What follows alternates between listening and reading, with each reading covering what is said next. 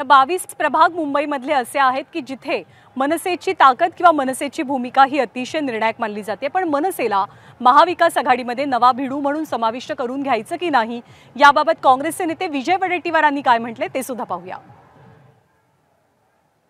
ते आता मुंबईची लोक सगळी नेते मंडळी ठरवतील। मुंबई त्यांना जिंकायची आहे, महाविकास आघाडीला जिंकायचे आहे किंवा कोणाला आमचे सगळे नेते मंडळी आहेत काँग्रेसचे, त्यांनी त्या पद्धतीने बसून चर्चा करावी आणि तो निर्णय घ्यावा असं आमचं मत आहे। आणि महाराष्ट्रामध्ये आता 2 आणि 3 तारखेला खरं तर नगरपालिका नगरपंचायतीच्या निवडणुका पार पडतील। 2 तारखेला मतदान आहे, 3 तारखेला मतमोजणी आहे। पण इतर ज्या स्थानिक स्वराज्य संस्था आहेत त्या स्थानिक स्वराज्य संस्थांच्या निवडणुकांचं नेमकं काय होणार, कारण त्याचं भवितव्य टांगणीला लागलेलं आहे। सुप्रीम कोर्टाकडनं जोवरती निर्णय येत नाही तोपर्यंत पुढच्या निवडणुका जाहीर होणार नसल्याचे स्पष्ट आदेश कोर्टाकडूनच दिले गेले आहेत। स्थानिक स्वराज्य संस्थांच्या निवडणुकीमध्ये घटनात्मक 50% आरक्षणाची मर्यादा ओलांडल्यासंदर्भात कोर्टात याचिका दाखल करण्यात आली।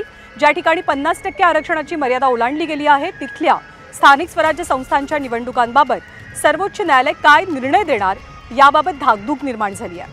आरक्षणाची मर्यादा ओलांडलेल्या ठिकाणच्या निवडणुका कोर्टाच्या आदेशाच्या अखत्यारीमध्ये असतील असं कोर्टाने स्पष्ट केलं आहे। त्यामुळे महापालिका आणि जिल्हा परिषदेच्या निवडणुका वेळेत होणार की नाही, की नुकत्याच पार पडणाऱ्या नगरपालिका आणि नगर परिषदांच्या निवडणुकांच्या निकालांचं सुद्धा काय होणार याचं उत्तर कदाचित पुढच्या सुनावणीतून स्पष्ट होऊ शकेल।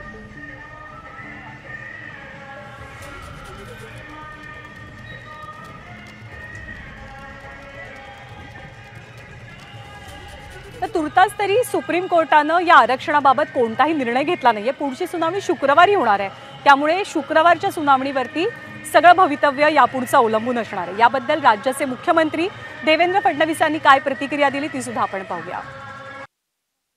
आजही बोलताना सर्वोच्च न्यायालयाने ओबीसी आरक्षणाबद्दल अतिशय सकारात्मक टिप्पणी त्या ठिकाणी केलेली आहे। इतकंच नाही तर जो काही जुना निर्णय आहे त्या निर्णयाचं मोठ्या बेंचने पुनरावलोकन केलं पाहिजे अशा प्रकारची टिप्पणी त्या ठिकाणी केलेली आहे। त्यामुळे मला आज तरी अशी अपेक्षा आहे की या निवडणुका निर्विघ्नपणे पार पडतील, पण अर्थातच शेवटी हा निर्णय सर्वोच्च न्यायालयाला घ्यायचा आहे, त्यामुळे त्या संदर्भात यापेक्षा जास्त आपण बोलू शकणार नाही। दरम्यान सुप्रीम कोर्टामध्ये सध्या जी सुनावणी सुरू आहे त्या सुनावणीबद्दल भाजपचे मंत्री चंद्रशेखर बावनकुळे आणि सोबतच ओबीसी नेते प्रकाश शेंडगे यांनी सुद्धा आपापली भूमिका स्पष्ट केली आहे, प्रतिक्रिया दिली आहे। ती प्रतिक्रिया सुद्धा आपण पाहूया।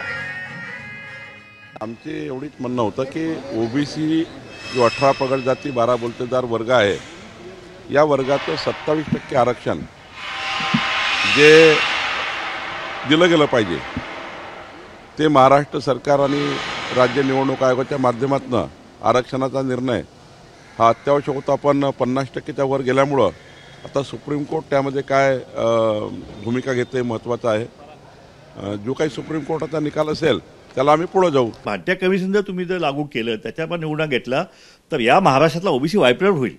आणि आम्ही यापूर्वी भाट्या कमिशनचा अहवाल जो आहे हा सदोष आहे आणि तो आम्हाला मुळीच मान्य नाही आहे। माझ्या मते की आता ह्या ज्या निवडणुका ज्या घटनेप्रमाणे एखादी निवडणूक प्रक्रिया सुरू झाली तरी कोर्टाला सुद्धा थांबवता येत नाही अशा घटनेमध्ये नमूद केलेलं आहे। त्यामुळं ज्या निवडणुका सुरू झालेल्या आहेत त्या निवडणुका घ्याव्याच लागल्या असं मला वाटतंय।